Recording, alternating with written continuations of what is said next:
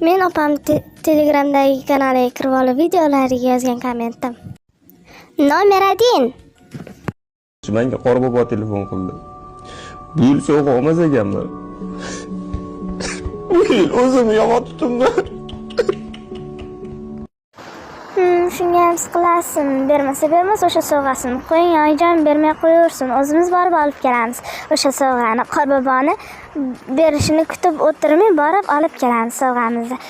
Qarang-da, u boboy pensiyaga chiqqan chol bo'lsa, nima bor ekan qopda og'ir sovg'alarni ko'tarib olib, mana meni chaqirsa sheriklikka birgalikda Qorbobo bilan biznes yuritamiz. Men o'zimga yoqqan sovg'ani olib qolaman-da, yoqmaganini kerakli joylarga berib yuboraman. Ana sizga biznes. Agar siz ham xohlasangiz, siz ham qo'shib olishingiz mumkin.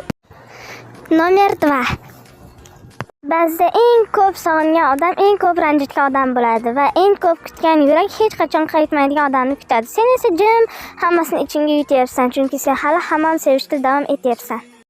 To'g'ri, men 3 ta odamni sevaman, chunki men 3 ta oyim bor. Hamma meni yarimtadan tug'ib juplab qo'ygan. Keyin bitta butun aqlli, dono, ozgina bor, ammo mehribon qizni 3 ta oyisi tuqqan. Bu qahramon onalarning ismlari.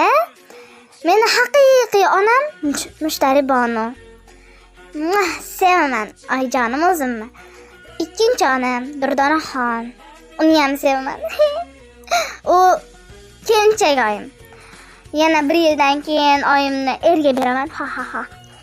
Uchinchi oyim bu meni neradnoy, ammo meni uyga olib kelgan oyim Nigoraxon.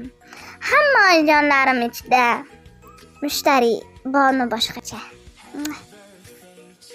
Sizni yaxshi ko'raman.